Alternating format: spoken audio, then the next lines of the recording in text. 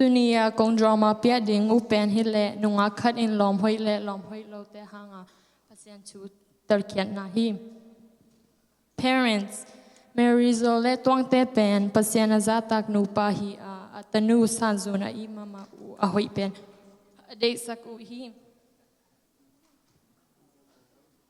Main character sanzun anu le pa pasien chu ahar u hang in sanzun pen pasien tokinai lo hi. Lung kham chiang pasien zuan lo a zu to aki he nem hi.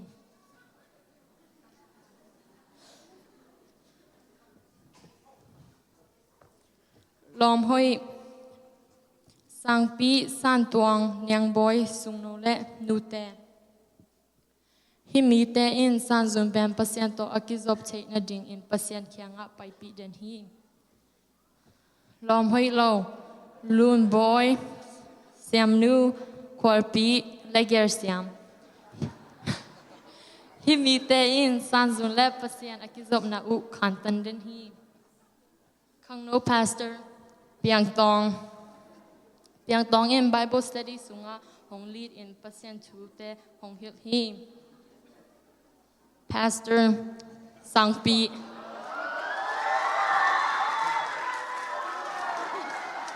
pi in biak in sunga pasien chu hong gen kya hi. Pasien le satan sien tong le sien ma.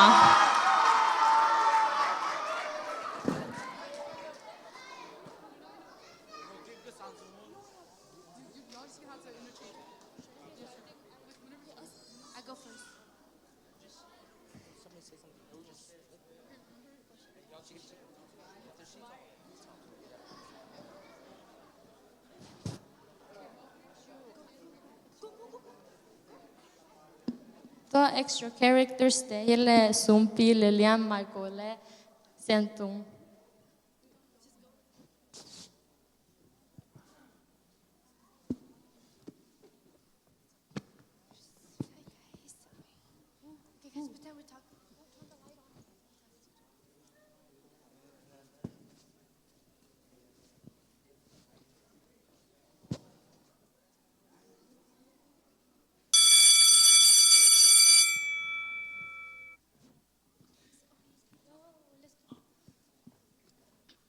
Yo, nang hisanga thak mate humun ay casing Relax little bro, lauke. So girls, ingjang party ding nong pailimim ko. Hey, zoom ni cha nom na ding. Zoom ding ale ong pai ning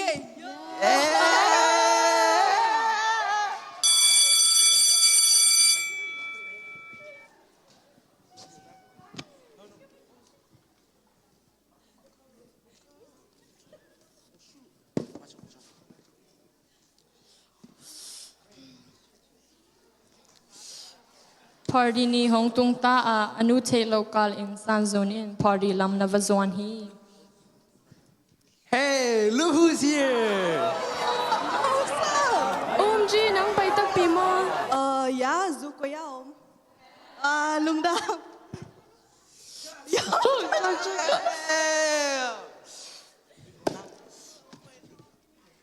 Naya pokak lo ma bang un zing sang nai som le niya man pan u San Zone nu le pa Mary zo le tuang te lung himok ma u hi. San Zone zu kamin ina hong tung ta hi.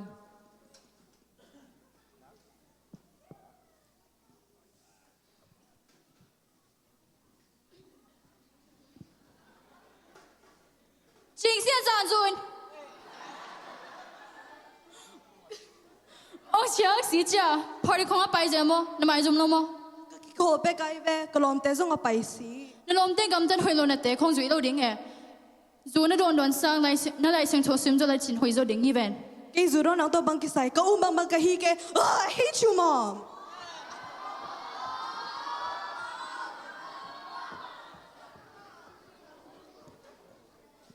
Napata okay na ho pining eh.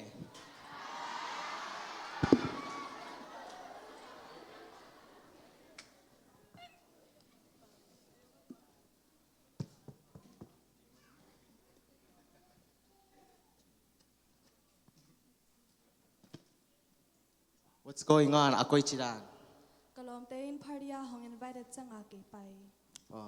ลายเสียงโทสุงะทุยนาเลียนสมเลขาดอันเอวกว่าสุงะขังโนเตโอนักขังโนนาอูนวมสาอุนลานักขังโนลายอุนลุงดำอุนนาฮีโนเปวเปอูฮีอุนลานาอุดบังบังอุนกำตาอุนอาฮีซงเอ็นนักกำตัดนาอูโตกิสวีเอ็นปัสยานเอ็นทูห้องเคนดิงฮีพอกีเกอุนตัวฮีมันเอ็นนักกำตัดนาแต่กิดอมินนวมตะเกนอิมโว we love you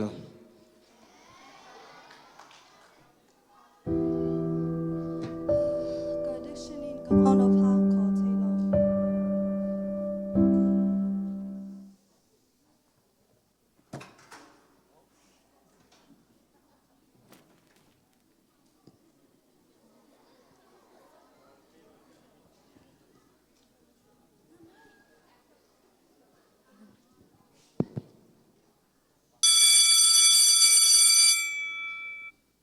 Hello, Nalung Kam Talk here. Are you okay? Nonggen nop kele phama ke huna ki sapale ko omunge. Well, to lai tak kunun tak na hak selwa. Oh, Sanzuno. Nato bel taking ayang ken hak sana ka to chang pasian hopi den in aman lungdop nang peden hi nang zong pete hi nanga ding bang ma ke hi se lo hang na ke pe a hi che pasian kyanga hong pai pi nom ong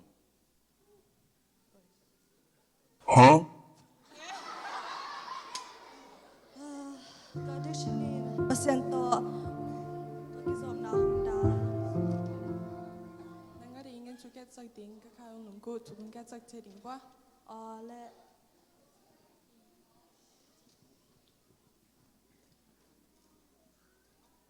In Jesus' name.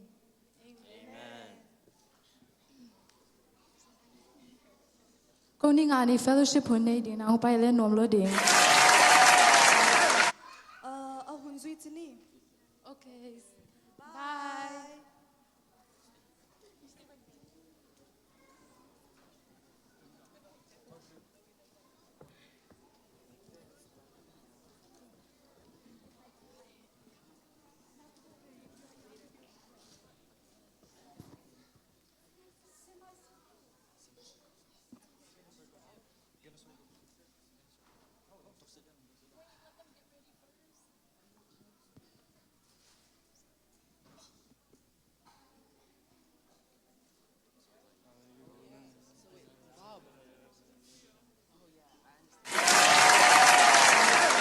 Unji na ang pai che.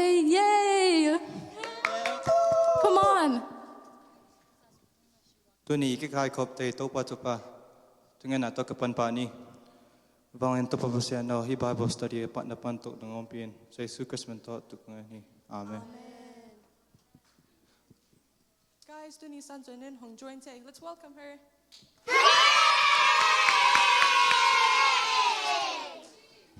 ตัวหลายตากันลงสิมังบอยสักแต่ละขาเกาดอนายทอกนะแต่ปลักนี่ ken hong pai mas pan mas ding tu sung he pa pa na to je na tom pi tho kan nu ka pa tu gen te jong ngai lo kom hoi lo kom zong thei jal na tu nga na wa hong pok le o chin long gulen Kan zong tu lai ta me dang ta zong ang kapapa especially Instagram la TikTok kong ka jang ke zong na chung na wang pok le chen please. ka dom do na te hong ka na om le zong ka hak sa na lung sima ka om le zong to pen tunget sak na ong hair sak len chin lung dam Kay nong mudan zong kilam dang sa kayun ahyang I kazudo nain pasien to kakizom na hong kak tan sak. Mang ma in itwa hang pasien hong nu sang elo hi imona te sang in ibiak pasien lian zo hi Ama chito akizomin zuin tombe honglung dam sak te ma ding hi ayang pasien ompi nain aton tungin honglung dam sak zulai ding hi ตุนลายสังตัวสมนาในนี่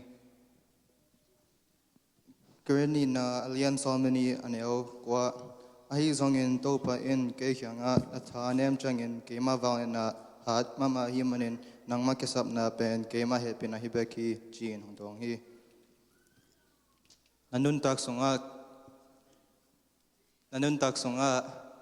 oh my gosh nanun tak songa boy na thok tangin hi la sing tho pok tek ni tun tungen na to kum ni van tu pasya hi Bible study pan tok dong ngom pi man kulong dam hi sa Yesus Kristus ta tu kong ni Amen.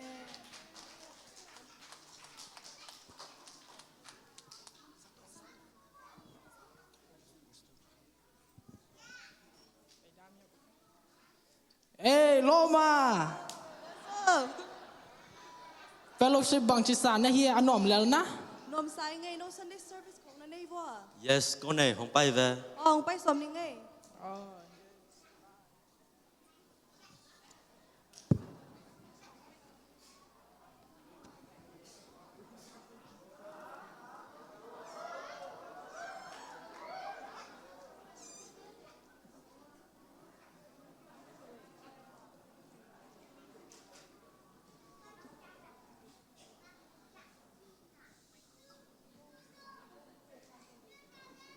Hallelujah. Hallelujah. Yan hunhoy pasien pek ciman. Kulong mamaing. Kasuman kipat main story tom nokat onggen naming. Kanapang lai san kong akom lain. Kapapi te pen mo. Kong main na ong horing chi kam chem pia. Tuan ni in kanun hi chocolate cookie te ong bol mo. To ki changin asalo changin kanao pen hi chocolate cookie te pen nen na. Aman kwalpin hi dan chi. Tua ki khale bang hitam mo chi chi. Ada encang lah, encang aman cookie teh nak kau ikai, cookie teh bon mana kau bin lah, oi tun bon lekin nak jauh ling kai ve. Asal encang lah, tu cookie teh veng pun bezi jauh. Tu encang minit suam encang kenuzong pai kik mah. Tu encangin aman kual pi, mangkan kual, bagi na ya. Kenawin lah. Oh, nuken hi tom cilik ne khai ngai. Kanun la he mama. Toran ma bangin mo na pen pasien chu the na pi in. Pasien nung zui lawa, pasien achit azung zui lawin aman lo ma zui te na hi. John masalian chuman akwa sunga. Pasien tatein mo na borbolo pasien tate hi a. Pasien lung sim pai wi manin mo na zung bonam lo hi.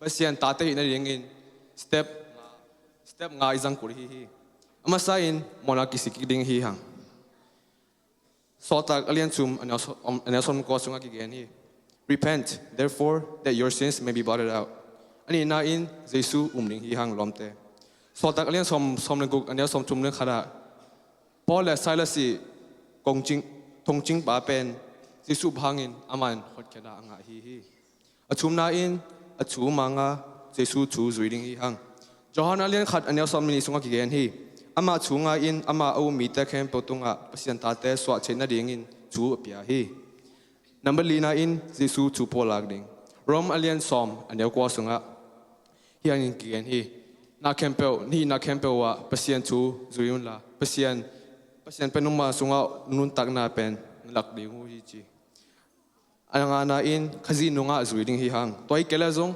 walk in righteousness.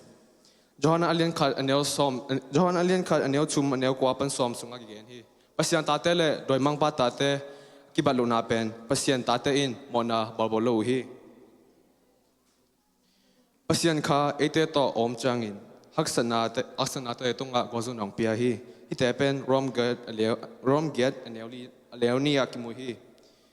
Gen op chu pen mona ang pai changin to mona pen tuan choding ngai sun lowin tua sangin pasien to relationship ki bona dinga ngai sun zoni lomte tulaya alungul te mayong paiun la pasien tunga ki apun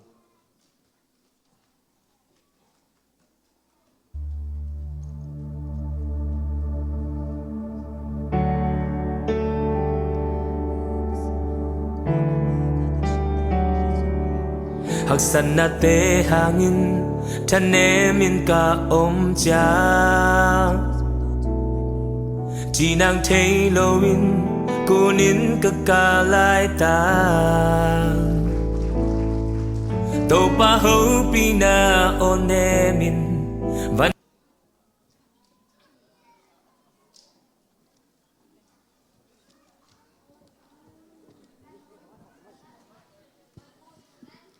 Tuni panin sanzun nun tak na kikel a pasyento kina in Jesu Christ minto na kitui pum hi kasyang cho zong na nga hi fellowship le Sunday service a alom te to na paiden hi a hi hang in Christian nun tak na bang in kasunga gano na tuak hi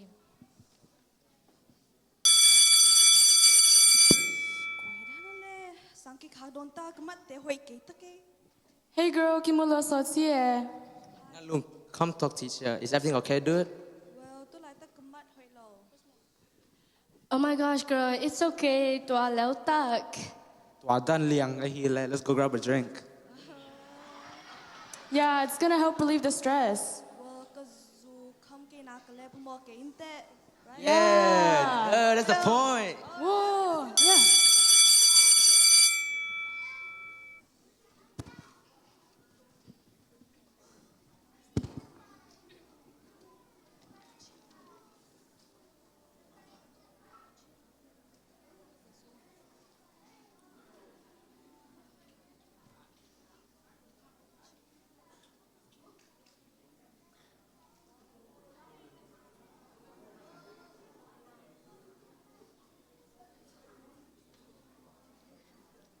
san zunin lom hoi lo te to zu don in zu na kam hi a chia chiang in kasyang thoin ama mo na te pok sakhi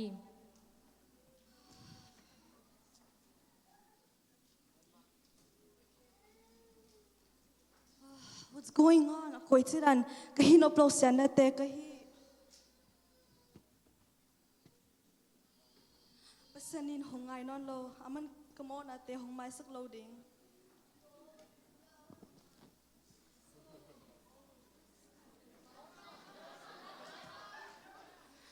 You made a mistake, didn't ya? Hong mai sak ne ike.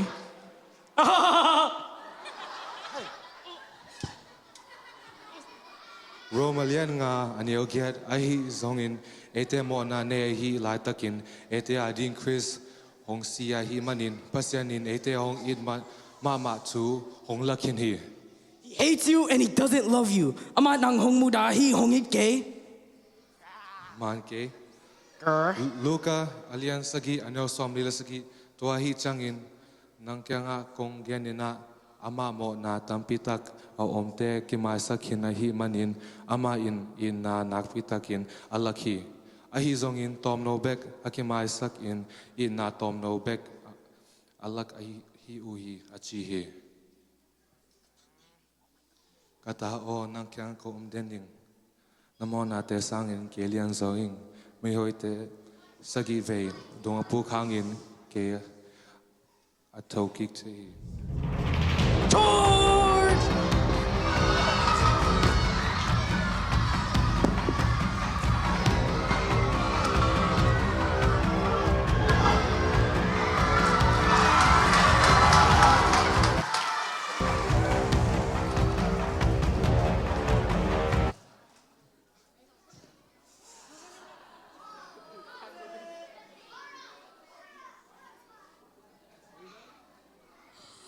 Kuran le kangai sudan pasani hong in ma be bahang yam sile ke child of God.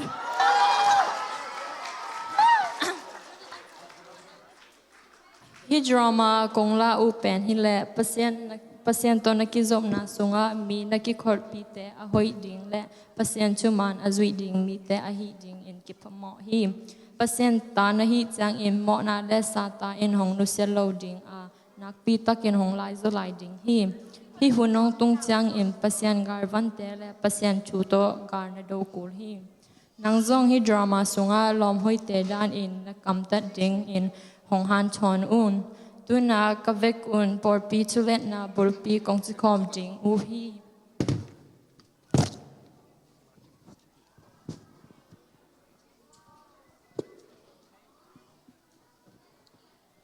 No misaya le.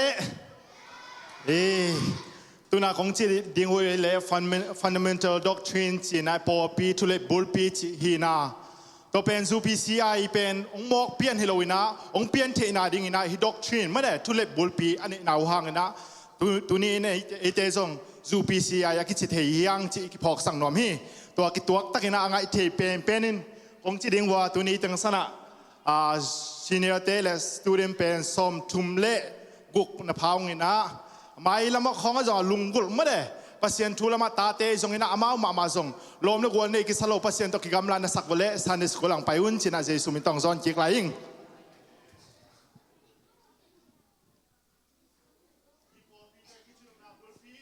Hipol pite tukihil na bulpiin kasing toin na buting at si sikik na mo mai na nga topa Jesu Christ minto kitui pum na le kasing to nga hi sikik na ahi kasing toin tu apyak bangin kam tuam to pau na te ahi hi na kipum khan na akhen kham the ngai sun na ki ban lo na te lucia in na kipum khan a om matingin lungsim ki khan a om ton tung na ding ki hil ding a hi hi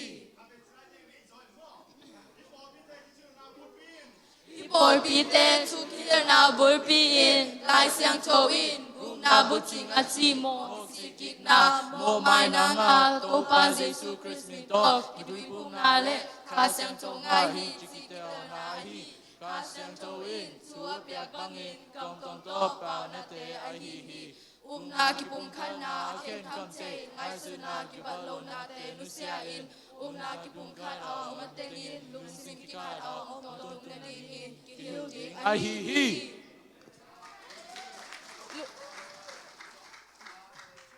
Opan to pang pita he Senior Teman Kizaydi.